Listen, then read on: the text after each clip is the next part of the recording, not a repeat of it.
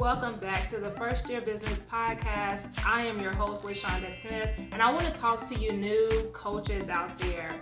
So you have decided to step into the coaching realm, and you probably noticed that it is a whole different ballgame out here for us online coaches, right? I have worked with some clients, and I've seen that they have not been prepared for the things that they were going to experience as a new coach. And I want to talk to you guys today in reference to things that you're going to experience when you're in your first year of being a coach. Now, whether you are coming from a 9-to-5 and you're used to like that traditional work experience, or whether you're transitioning into coaching from a different type of business, I want to help you with these 4 things that you are going to experience so that you can kind of better prepare when these things happen, and so that you can know that, hey, this is normal. Like, this is what I'm supposed to be experiencing, and like, I'm not doing anything wrong to experience this. This is just happening. So the very first thing that you're going to experience as a new coach is that you're going to experience imposter syndrome. Now, what is imposter syndrome? It is essentially when you feel that you are not qualified enough or not good enough to offer the services or programs that you are trying to offer to your clients.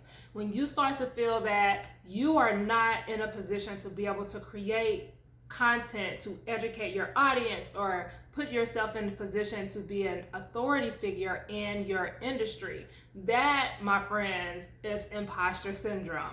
And it's just when you doubt your capabilities as a coach, it normally comes from negative self-talk, like just second guessing yourself and your capabilities. And when you are new in the industry, you probably haven't worked with anyone on a paid basis yet. And so you have every right to feel that imposter syndrome because you have not yet validated the information that you are looking to help people with. And that's okay. I want you to understand that you have to exercise the muscle of showcasing your expertise in the industry for you to overcome imposter syndrome. And it creeps up in different stages of your business. It's never going to go away. It doesn't matter how successful you become as a coach, you're still going to, at certain points, deal with the imposter syndrome because it's a part of the process. You're doing something that is unfamiliar to you. You're stepping into new territory. Each stage that your business grows, you're going to be stepping into new territory, whether that is hiring a team or hiring a VA or, doing a group coaching program for the very first time, or even doing your first speaking engagement. You're going to deal with imposter syndrome in different places, and you want to be prepared in reference to how to not allow that to cause fear in your heart and cause you to step back from the type of business that you are trying to pursue. So the best way that I always recommend when you're dealing with imposter syndrome, especially at the beginning stages, is to find some clients to work with. And I don't even mean like just paid clients, because at the very beginning, you may not even know how to get a paid client. You may just be like, okay, I don't even know, like I'm promoting, I'm putting myself out there, but no one's really booking. And when you stay in that place, you can easily fall into the imposter syndrome place and start second guessing what you're doing and getting in your head. So what I always recommend, if it's like really, really bad, find a good friend or someone that you feel comfortable with offering your service for free and work with that person. What I find is that when you allow yourself to do this, you get affirmation and reassurance when you are giving someone results, and they're doing the work, obviously, because you want to make sure you pick the right people to do it that you're going to work with. But when you are able to actually get out in the field, either regardless whether it's paid or free, and start helping someone get results based on your expertise and your experience, that will help you get rid of imposter syndrome.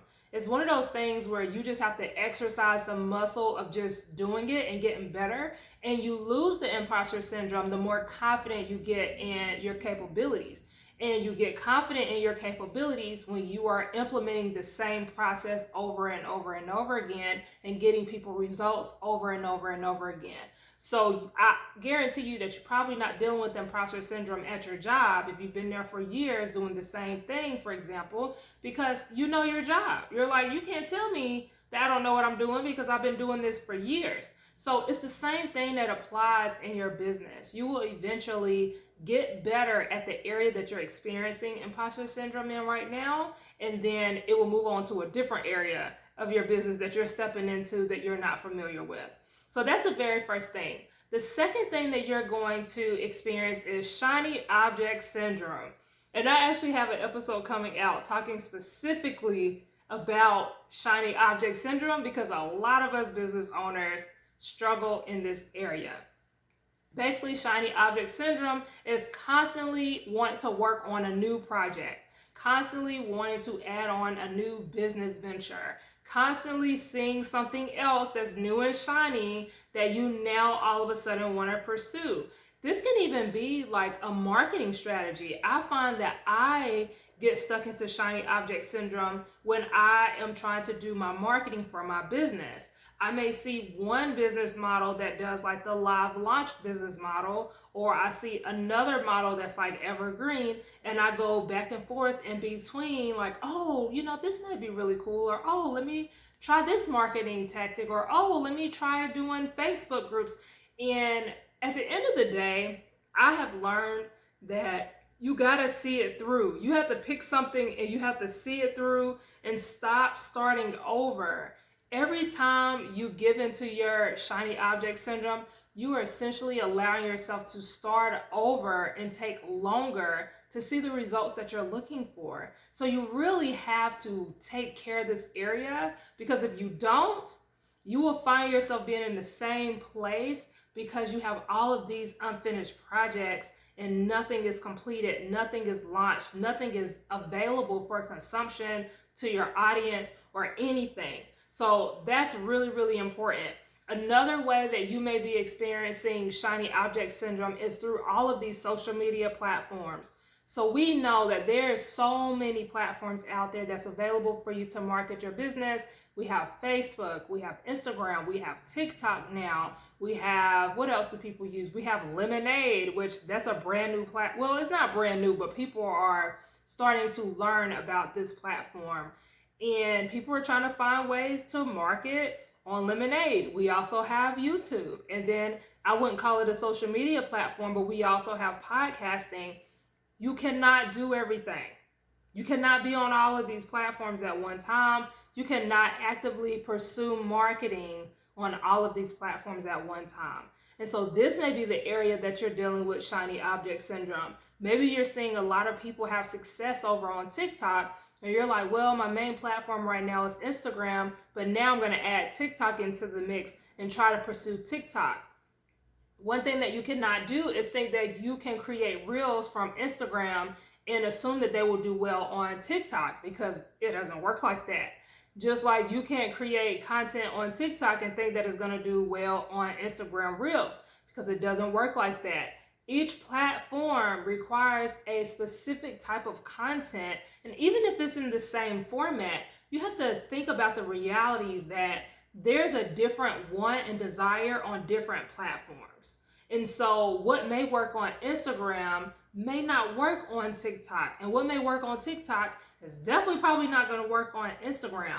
So what I always recommend is pick one social media platform that you can focus on, especially at the beginning stages of your business, so that you can grow your brand and your audience on that platform. You don't have to worry about stretching yourself thin, trying to create all of these different pieces of content.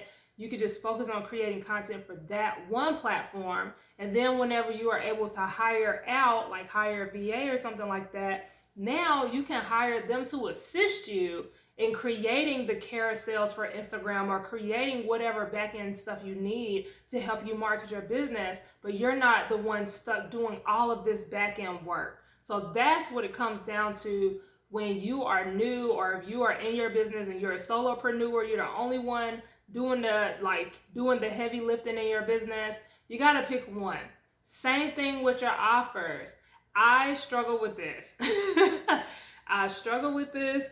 I struggle with sticking to one offer, but I also realize that this one is a little tricky when it comes to shiny object syndrome, because you really have to know yourself and know what is just not for you. And the only way that you're going to discover what that is through trial and error. So there's a lot of gurus online that really recommend that you pick one offer, stick to that offer until you make six figures, and then expand out into other, avenues of revenue. But I kind of disagree with that. And I'm going to tell you why.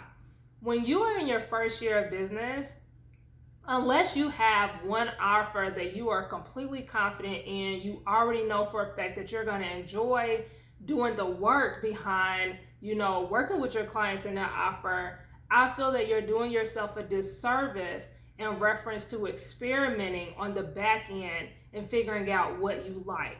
Because as a coach, we have multiple different ways that we can make money. We can make money from one-on-one clients. We can make money from group coaching.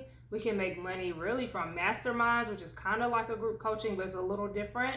And you can make money from online courses and online digital products. So when you're a coach, you feel like, oh my God, I have all these different things. I need to have these ebooks. I need to have these digital courses. I need to have like a group coaching program. And I need to be able to offer one-on-one for people that want to offer one-on-one. Now, although I don't believe that you need to try to do all those things at one time, I do feel that you need to experiment with all of them to figure out what feels right to you. Because for me, I have learned through experimenting that I don't really like one-on-one like that. That's not for me. And if I would have chose to stick to one offer that was a one-on-one offer, not knowing that that is something that I don't necessarily find fulfillment in, I would be stuck like Chuck, because now I got all these clients and I've built this powerful offer and I don't even enjoy doing that line of work. And when you don't enjoy doing the line of work that you're offering to your people, you're not going to want to market it as much, because you're going to be like, oh, here we go, I got to do another one. And I've experienced that when I had my cupcake business. I realized that that was not for me because I didn't really enjoy making cupcakes like that. And I realized, I'm like, okay, you have to do something different. So I know for me, instead of picking one main offer, I'm picking one main source of revenue that I'm going to focus on. And maybe that will work better for you. Maybe you like the idea of creating digital products where someone purchases your product and then they could do whatever they want to do with that product because you've already done your work. I know for me, that's what I like. I like to be able to give you your digital product. You watch the video or do whatever the work is on your end. This will allow me to cater to one-to-many versus one-to-one. So you have to figure that out for yourself. So I'm going to move on to the next thing because I feel like I stayed on that for a little minute. The next thing that you're going to experience as a new coach is the fear of success. And on the flip side of that, you're also going to experience the fear of failure. We're all afraid to fail. We all have that in the back of our head. Like, what if I put my all into this and I fail? Like, what if no one buys from me? What if nothing comes of this? What if I'm just wasting my time? You just have all these different questions and uncertainty. And honestly, that's so normal. It's going to be normal in anything that you decide to pursue. And that's why knowing your why, and I feel like that's so cliche to say, but knowing your why and knowing the reason behind what you're doing is so important. Because if you go in it with the intention of, oh, I'm just going to make all this money, I'm going to bring in all these sales. I mean, you can make sales, like even with me, yes, I was entertaining high ticket sales, going up in the thousands or whatever. But I realized, I don't really know if I want to do that. What if I fail? What if I don't get the fulfillment that I'm looking for in my coaching business? Because although I'm getting one-on-one clients at a higher ticket, this is not something I enjoy. So it's just all of these different things that you have to take into account and understand that it's normal to experience whenever you are new in your coaching. Now let's talk about the fear of success. a little bit, because we don't tend to talk about that. Everybody kind of knows about the fear of failure. We all kind of deal with that. But I also feel that we self-sabotage ourselves when we know that there's something that we should be doing, but for some reason, we find ways to procrastinate on getting that thing done. Why do we do this? Because there's a fear of success. We say to ourselves, well, what if this fails? But what if it works? What if this is the thing that takes off? And you don't realize that you're having these questions in your head all the time. And so instead, when you're supposed to be recording content, for example, or pursuing that podcast or doing speaking engagements, you find excuses to not do those things. And now what you said you were going to do a year from now or a year ago, you're still talking about doing that same thing now, but you're not making any plans on doing it. And I want you to ask yourself, why? Why are you not making any plans to pursue that thing that you know God has called you to do, the thing that you have burning in your heart that you know you should be doing, and you feel that you will probably do really good if you actually pursued it? Why are you not prioritizing getting that started? So that's what I want to ask you.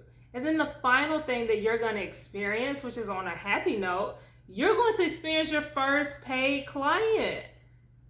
We don't tend to think about this, but yes, you're going to experience your first paid client when you start your coaching. It's going to happen. It may seem like it may be a while, but you never know who is watching you. You never know who you're going to encounter that needs what it is that you offer, need the service that you provide. And what I find is that those natural organic connections are normally who your first clients are going to be. It's not normally just from your marketing online. Normally it's someone that you met at a networking event, that you met like completely random, had no idea that this was going to bring your first paid client. You don't even have to do a lot of sales to get this person. Like, they're just sold on you and they go to bat and believe in you and become your first client. So that's what I have for you guys. It is a really big accomplishment for you to be even pursuing coaching. For one, I'm really hopeful that you're going to have a really great experience and see the success that you're looking for when it comes to this industry. It's rough out here in these streets. I'm not going to lie. Like, at the beginning stages, if you're there, it's going to be some different learning curves that you're going to have to experience. You're going to see that it's really loud out here. There's a lot of people that's giving you advice. There's a lot of people that's telling you what you should be doing. There's a lot of people that are leading with the amount of money that they're making to try to get you into their programs. Like, just stick to your gut. Your gut is almost never wrong for the most part. And allow yourself to have grace. Show yourself grace during this process. Allow yourself to deal with the trial and error that's going to come. You're not going to do all the perfect right things, but I want you to allow yourself to experiment during this phase, because you're essentially building out the type of business model that you want to help you hit 6 figures. So that's what I have for you. I hope that this episode was helpful for you guys. If you've made it this far, then thank you so much for listening. Please leave me a review for the podcast, wherever it is that you're listening to this, and I will talk to you guys in the next episode. Bye.